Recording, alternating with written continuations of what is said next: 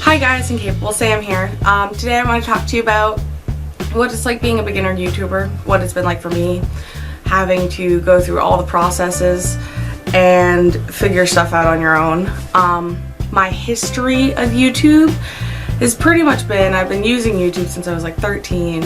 I used to watch all the old school vloggers, you know, people who had little tiny webcams that all you could see was black and white. They were grainier than hell.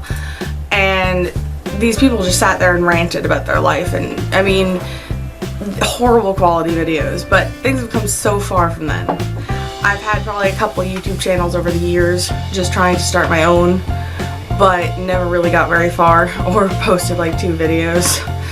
I had one channel that I probably had like 7 on before I forgot the password, and that was just like a couple documentaries for my school and stuff like that.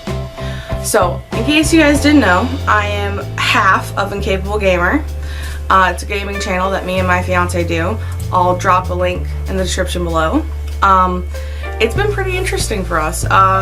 It's never been easy. And I guess I never expected it to be easy, but it's much harder than I thought it was going to be, just because we've had so many technical issues. For example, I hate Google+. I just want to say that. I don't understand it. I've never had to use it before till doing this on YouTube. Back when I used YouTube before, it was a YouTube account. You didn't do it through your Google+. I must have attempted to make our profile picture 27 times on Google+, and it would not load. Eventually, like when I just said fuck it, 2 hours later, it updated, and it was there. But then it updated at home, but you couldn't see it on the mobile devices. So that has been severe pain in the ass. For doing the IncapableSam one, I did it once and I'm like, fine, I'll just wait to see how long this actually takes. It took about 3 hours before it updated on IncapableSam. I know nothing about Google+.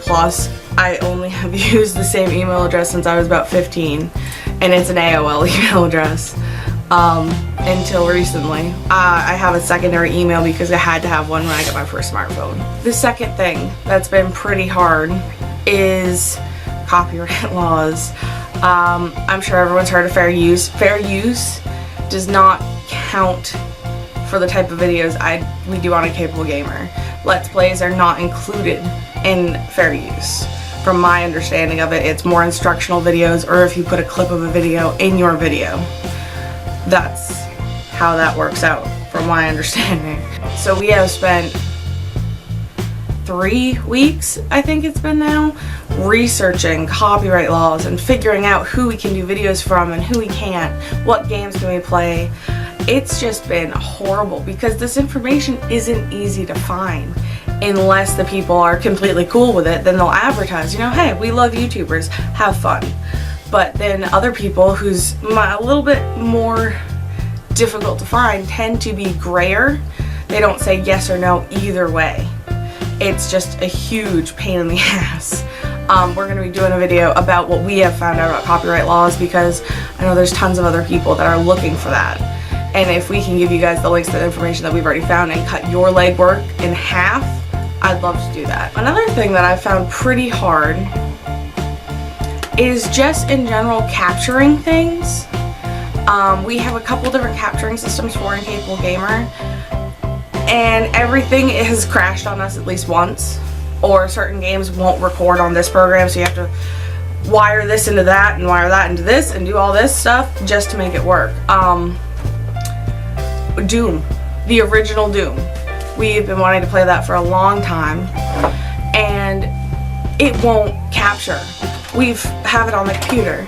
We've been using Bandicam, we tried Fraps, nothing will capture it. It'll either capture the audio from the game and that's it, or it'll be a little tiny box in the corner of the screen and you can barely see what's going on. The only way we found around it is we're gonna buy it for the PS3 because we know we can capture the PS3. And it's from a company that loves people to post videos in software. And they love YouTubers. Another problem is stuff crashing. Josh, my fiance, was trying to do a Subnautica video, and for some reason everything crashed like every 10 minutes, so it all had to be deleted. It was horrible. He was doing that game for like 4 hours one day and got nothing out of it. And then after all that, nothing crashed. It just didn't record. So I have to say, I love technology. It's a huge part of my life. But in general, right now, technology's pissing me off a little bit because things that are supposed to work aren't working. And that's what really drives me insane, because there's no reason for them not to work. So another thing that's been pretty difficult is just coming up with content for the videos. Obviously, when we looked up copyright laws, we found out games we could play, games we couldn't play, but then at the same time, you want to play games that you want to play, but also that people want to watch. Because if you're not entertaining anyone, you're not necessarily doing your job, I guess. However, we do it and we just have a ton of fun with it. So it's not so much a huge deal, but it's something in the back of my mind at all times. Also, finding things to talk about in videos. There's been moments where I'm sitting there looking at Josh trying to get him to say something, but he can't think of anything, so he's looking at me trying to get me to say something. And it's hard. I'm not a sociable person. I am very antisocial. I have severe social anxiety. So having to talk for 15 minutes and be interesting and captivating is difficult for me. Unless I have like a purpose, and most of the things I have a purpose for piss people off, so we don't include those in videos, you know, politics, religion. I could probably spend 5 hours talking about Greek mythology and science, but that's not going to entertain too many people. Actually, it might. We might try that someday. So it's been really hard coming up with content, things that people want to see, things that you want to put out there. So, audio equipment. I don't know about the rest of the world's experience or history. I know some people are YouTubers because they have a great background in recording and audio equipment and movies in general. I don't. I've been making little movies of my own for quite some time, but I know nothing about audio equipment.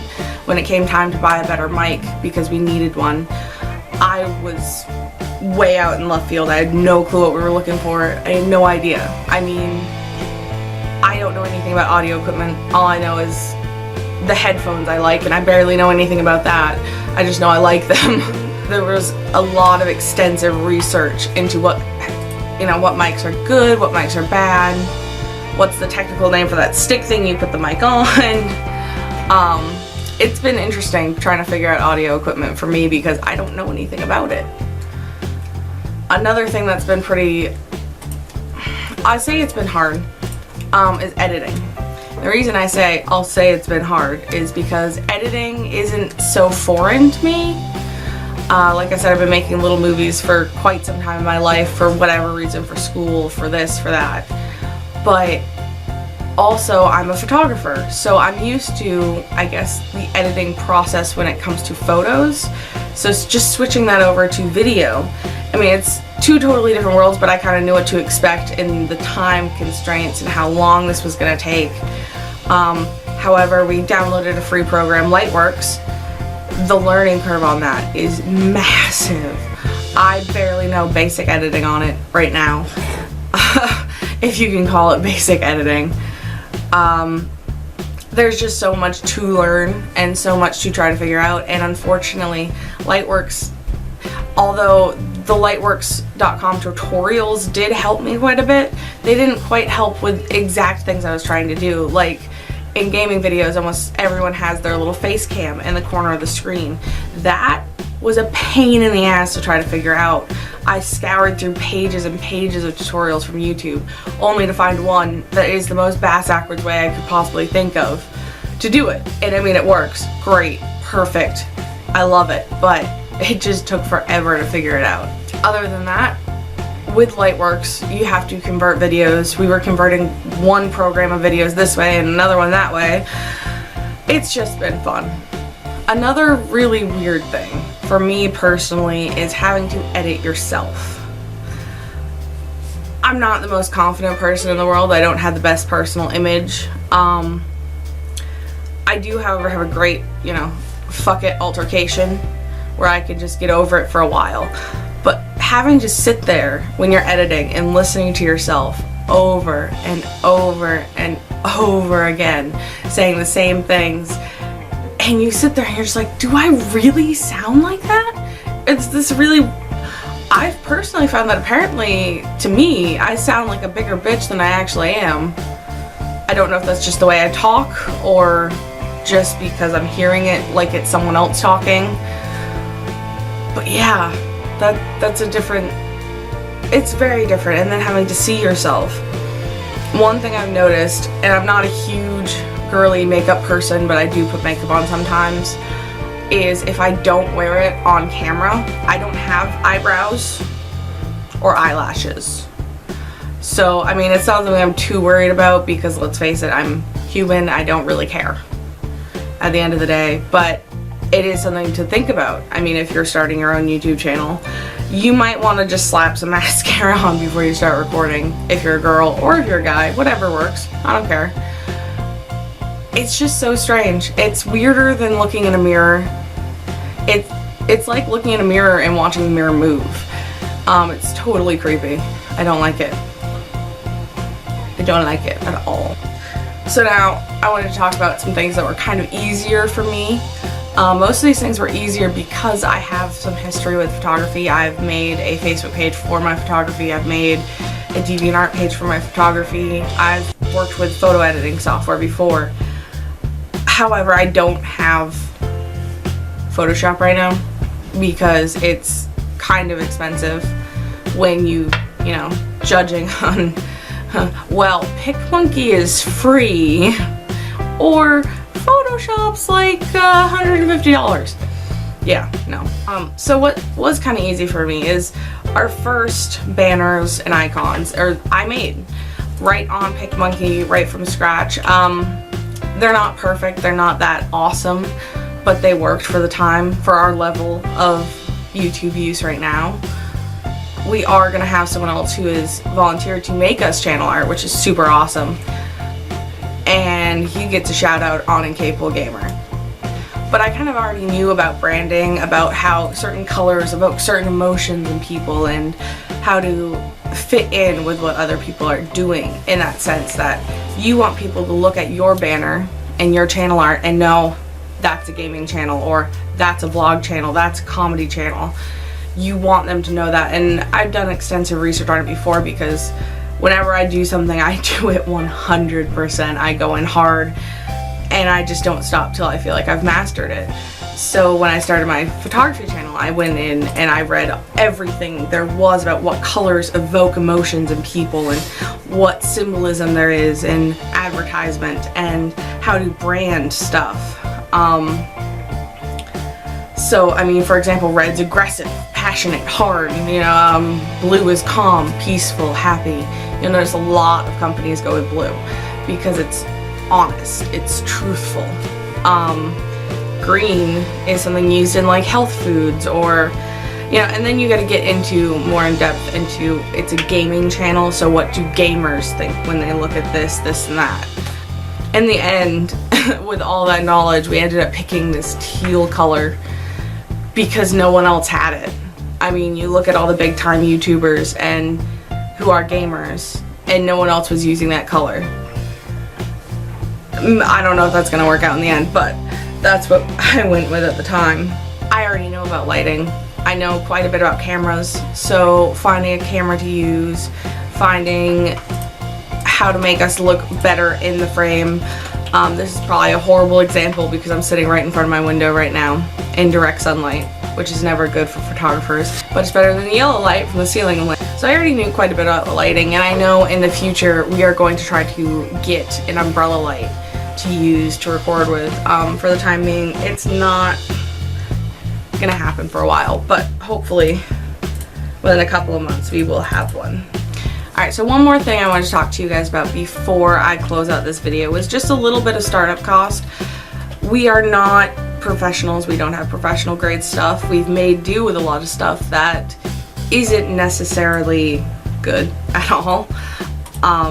Like I was just talking about lighting, we have a lamp right next to the desk, and we've been turning every light in the room on just to get the lighting right because we don't want to go out and spend the money to get an umbrella light right now. It's not in the budget. We bought a mic, we bought a little desk boom, we bought a pop filter for the mic, we bought a webcam, we bought Fraps, we bought Bandicam, and we bought the 2 captures we have, the Roxio and the HD PVR. So that's pretty much all we really bought for this. Alright guys, I hope you enjoyed watching. Maybe you're a beginner YouTuber and you're looking out to see if anyone else understands what you're going through or some advice. Or maybe you have been doing YouTube for years and you're reminiscing about how foolish and everything seemed when you were a beginner YouTube. But either way, thank you so much for watching. I'm Incapable Sam, and I'll see you next time.